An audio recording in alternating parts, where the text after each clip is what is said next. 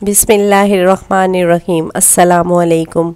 सुबह सुबह मियाँ बीवी का खूब झगड़ा हो गया। बेगम साहिबा गज़बनाक होकर बोली, बस बहुत कर लिया बर्दाश्त, अब मैं मज़ीद 1 मिनट में तुम्हारे साथ नहीं रह सकती। मियाँ जी भी तैश में थे। बोले, मैं भी तुम्हारी शक्ल देखकर तंग आ गया हूँ। दफ्तर से मैं वापस आऊँ तो तुम मुझे नज़र ना आना। सारा सामान उठाओ और यहाँ से निकल जाओ। बीवी ने अपनी माँ को फ़ोन किया, अम्मा मेरा शोहर से झगड़ा हो गया है और मैं मेके वापस आ रही हूँ। माँ ने कहा, ना बाबा, इधर मत आना और अपने शोहर से सुलह कर।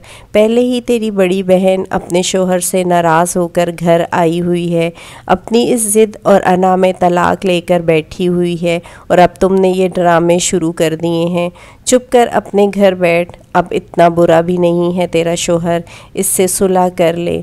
माँ ने जब लाल झंडी दिखाई तो होश ठिकाने आए बेगम के और वो फूट फूट कर रो पड़ी। जब रोकर थक गई तो दिल हल्का हो चुका था।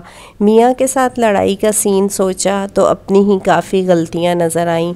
मुंह धोकर फ्रेश हुई और मियाँ की पसंदीदा डिश बनाना शुरू कर दी और साथ स्पेशल खीर भी बना ली। सोचा शाम को मियाँ जी से माफ़ी मांग लूँगी, अपना फिर भी अपना ही होता है। शाम को मियाँ भी घर आए तो बेगम ने उनका अच्छे तरीके से इस्तकबाल किया, जैसे सुबह हुआ ही कुछ ना था। खाना खाने के बाद मियाँ जी जब खीर खा रहे थे, बोले, बेगम, कभी कभार मैं भी ज़्यादती कर जाता हूँ, तुम दिल पर मत लिया करो, बंदा बशर हूँ, गुस्सा आ ही जाता है।